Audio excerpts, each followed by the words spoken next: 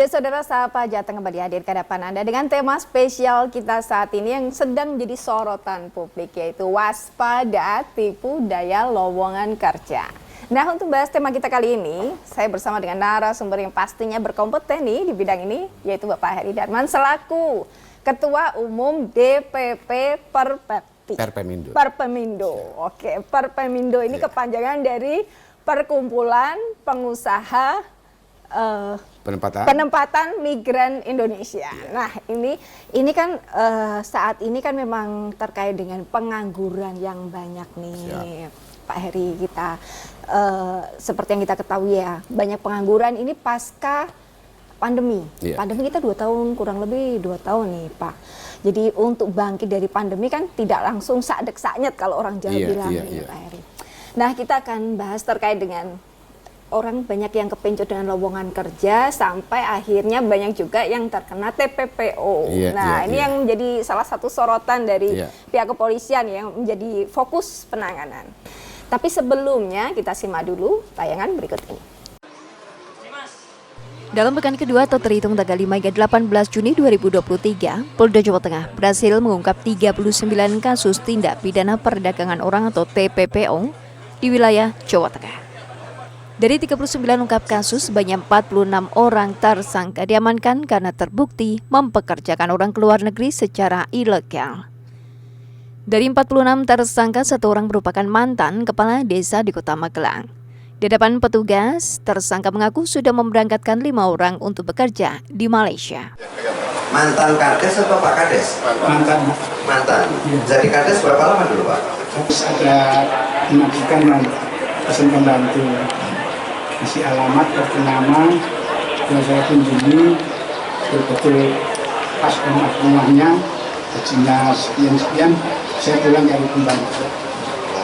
Sudah berapa kali Pak yang memberangkatkan pekerja migran ke Malaysia ya? Iya. Sudah berapa kali? 2 kali Pak. 2 kali pemberangkatan, sekali pemberangkatan berapa orang? 2 dan 3.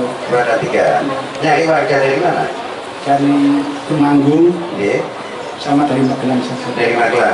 Loh, artinya dia setelah jadi Kades, selesai masa jabatan Kades, dia langsung berangkat ke Batam gitu? Ya enggak Pak, saya itu. Sementara itu, salah seorang korban Ruslan mengaku sudah mengeluarkan uang sebanyak 65 juta rupiah. Dengan uang tersebut, dirinya dijanjikan akan dipekerjakan di salah satu pabrik makanan di luar negeri dengan gaji yang cukup besar.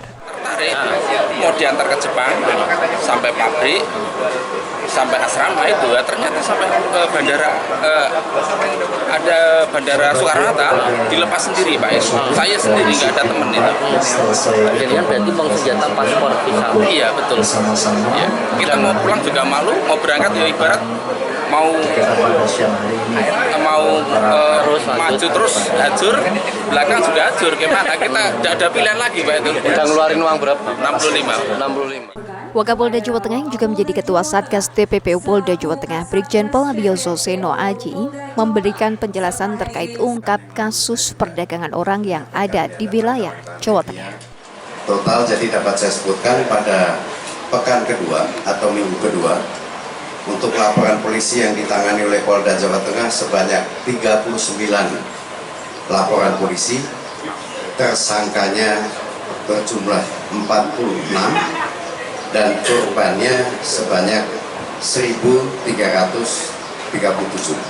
Berharap bahwa ke depan tidak terjadi lagi peristiwa terkait dengan tindak pidana perdagangan orang. Namun demikian kami tetap masih bekerja, manakala memang masih didapatkan di seluruh jajaran Polda Jawa Tengah adanya kegiatan terkait dengan tindak pidana perdagangan orang, maka kami tetap akan melakukan penegakan.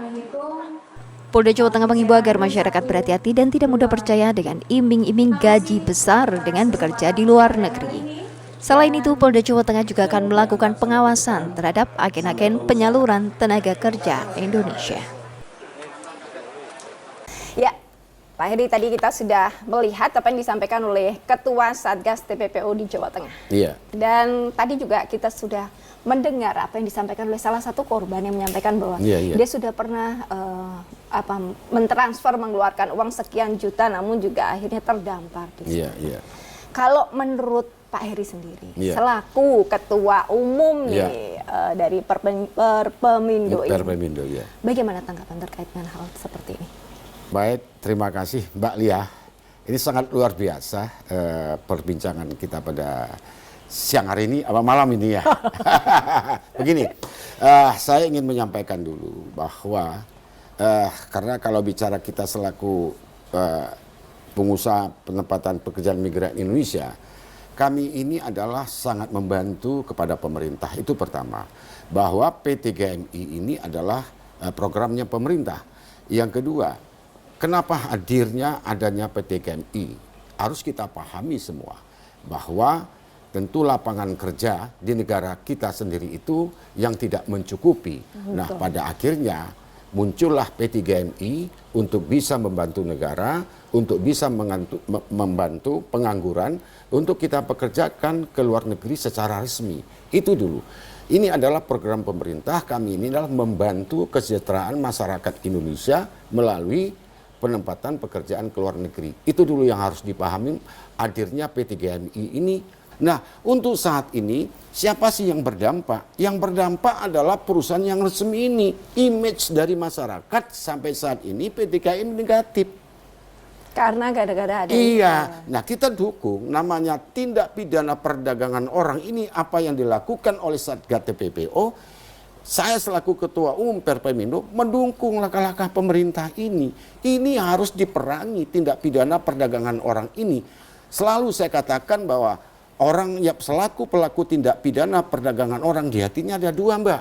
Apa tuh? Satu, tidak punya rasa kemanusiaan dan tidak punya rasa hati nuraninya. Karena yang dia pikirkan adalah bagaimana mencari untung sebanyak-banyaknya. Money oriented. Nah, ini dia. Ini harus diperangi. Nah, tentu pada hari ini yang kita lihat, sampai hari ini yang kita lihat bahwa jangan sampai juga P3GMI ini disisir gitu loh. Jadi yang selama ini yang udah ditangkap ini kan setidaknya pasti yang ilegal, yang tidak resmi. Nah, ilegal ini kan bermacam-macam, Mbak. Nah, ilegal ini kan bermacam-macam. Apakah ilegal dia menggunakan perorangan? Nah, tentu kalau di Undang-Undang Nomor 18 Tahun 2017 Pasal 69, orang perorangan itu tidak punya hak dan wewenang untuk menempatkan warga negara Indonesia ke luar negeri.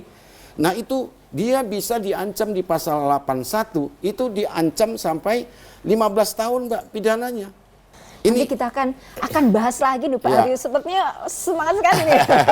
Antusias karena pemirsa di sana juga penasaran nih sebenarnya. Kan iming-imingnya itu cukup menyajikan seperti angin surga gitu Pak Heri. Kan gaji tinggi, pekerjaan nggak terlalu ribet, weekend libur, bisa piknik dan lain sebagainya. Kalau yang di luar negeri sana, itu kalau lewat jalur-jalur itu kan janjian seperti itu. Kita akan kupas. Usai jeda pariwara berikut ini.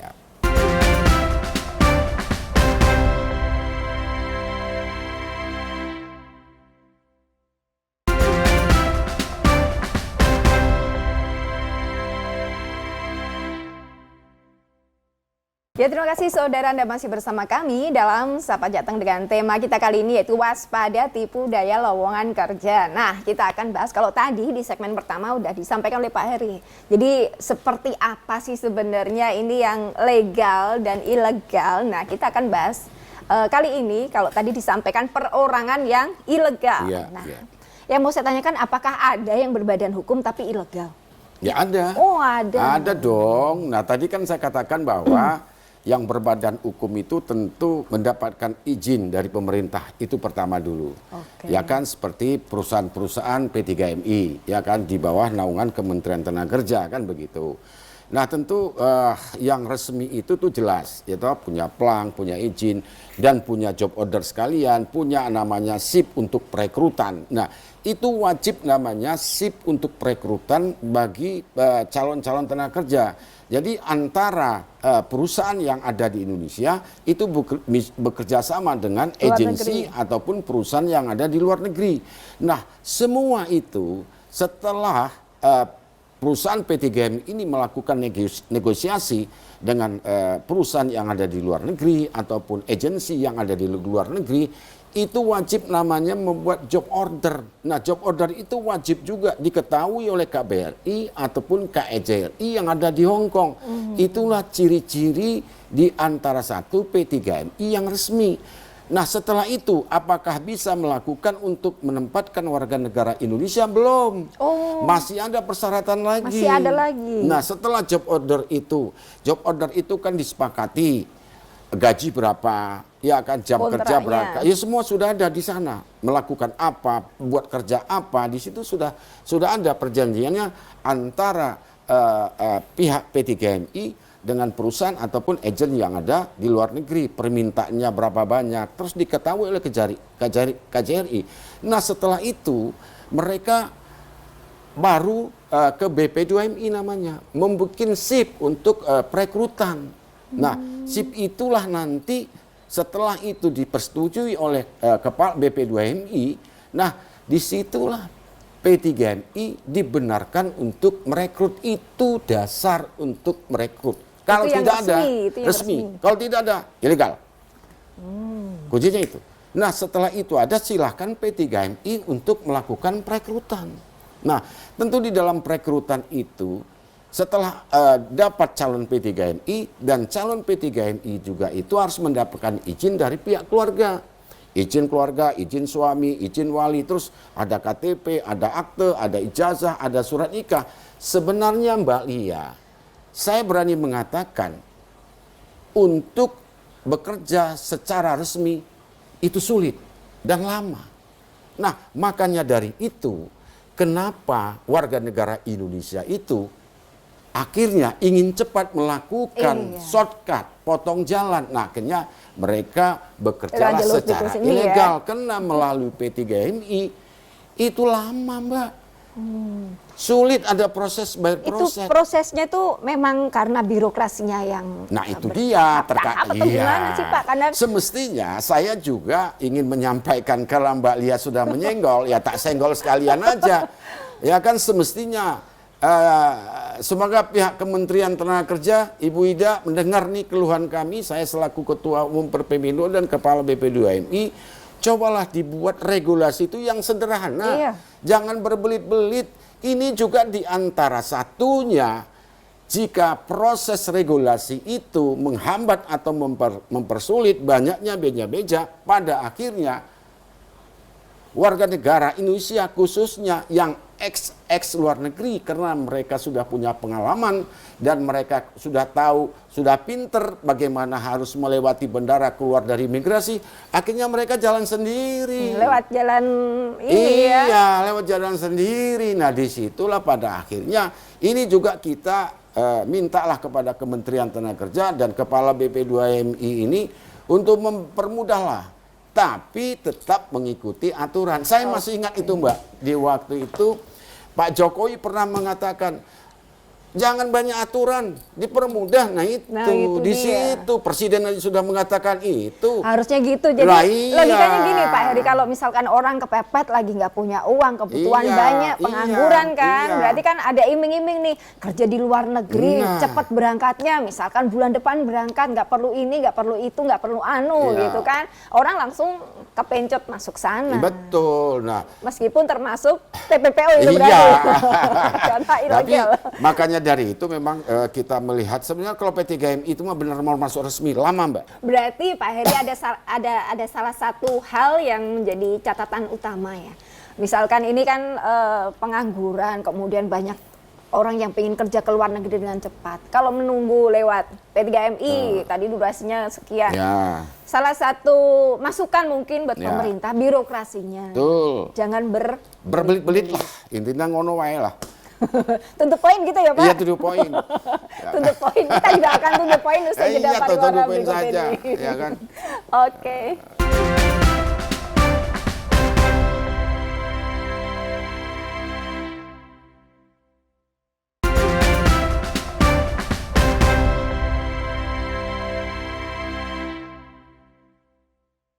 Ya, saudara, masih di Sapa Jateng dengan tema kita kali ini yaitu waspada tipu daya lowongan kerja. Tadi segmen 1, segmen 2 ini Pak Heri menjelaskan dengan berapi-api nih. Semangatnya 45 ya. Sebelumnya Pak Heri sudah menyampaikan bahwa Pak Jokowi sudah menyampaikan nih TPPO harus nih seluruh Indonesia sudah. Kita juga melihat berita waktu Pak Mahfud nih. Oh ya, Menko Polhukam. Oh, itu luar biasa beliau, luar biasa. Ada 5 loh Pak. Oh iya. Memang luar biasa. Saya di situ acungi jempol kepada Menko Polhukam Pak Mahfud. Kalau beliau sudah berbicara, to the point, to the point, iya. Memang kita lihat karakter Pak Mahfud selaku Menko Polhukam memang harus begitu. Ya, dia mempunyai keberanian. Keberanian kan untuk kepentingan bangsa Indonesia, bukan untuk kepentingan pribadi beliau. Nah, saya masih ingat yang disampaikan oleh beliau itu katanya ada 5 otak pelaku tindak pidana perdagangan orang. Nah, sampai hari ini itu apakah yang tujuannya ke Singapura, apa ke Malaysia, apa ke Timur Tengah, ini kan kami belum jelas. Nah, ini yang persoalan kan. Karena begitu juga Kepala BP2MI mengatakan yang sama, ada 5. Tapi sampai hari ini kami belum menemukan siapa sih otaknya, jaringannya itu. Nah, yang kami tahu adalah yang ditangkap oleh pihak kepolisian adalah jaringan-jaringan bawah ini. Nah, ini otaknya. Harusnya saya yakin ya dengan kemahiran dan kemampuan kepolisian, saya yakin pasti 5 orang yang disampaikan oleh Pak Mahfud ini dalam waktu dekat mudah-mudahan tertangkap. Kan begitu. Ini yang kita inginkan. Karena ini adalah bukan, kalau saya berarti ini penjahat internasional ini kalau sudah sindikat gitu. Oh iya, sudah sindikat. Nah, apalagi beberapa hari yang lalu Pak Mahfud juga sempat menyampaikan di beberapa berita bahwa dia mengatakan ada 5 yang sudah ketangkap. Nah, apakah ini orangnya? Cuman sayang Pak Mahfud, tolong dong dijelaskan kepada kami. Apa kita perlu panggil Pak Mahfud? Iya, perlu ya kan. Harusnya Pak Mahfud ya di sini. Iya, ya? Pak Mahfud harus di sini. Nah, Mbak, jadi kita menaruh hormat kepada Presiden, Kapolri dan Pak Mahfud ya. Karena dengan beliau turun tangan, ini terjadilah tindak pidana perdagangan orang. Nah, kita kembali Mbak, apakah setiap penyelenggara negara yang menyalahkan kegunaan kekuasaan mengakibatkan setiap orang itu tereksploitasi, itu bisa dipidanakan, Mbak. Iya, bisa dipidanakan. Misalkan nih, ada pejabat. Iya kan, dia menyalahgunakan kekuasaan, setiap pejabat itu diancam 5 tahun sama 15 tahun, Mbak, penjaranya. Dan ancaman dendanya 120 juta sampai 600 juta. Ini hati-hati juga. Untuk pejabat penyelenggara jangan menyalahgunakan kekuasaan. Ini bisa diancam pidana. Tapi yang 5 itu termasuk nggak Pak? Nah, itu tergantung lagi. Kita kan belum tahu nih, ya kan? Nah, kami selaku pengusaha ini kan belum mengerti mana. Cuman itu yang nanti kita tunggu oleh Pak Mahfud. Siapakah gerang itu? Itu apakah yang menempatkan misalnya penjualan organ tubuh manusia, ya kan? Apakah itu penempatan yang unprocedural ke Timur Tengah? Itu kita belum tahu, masih bertanya-tanya dan masih menunggu-nunggu.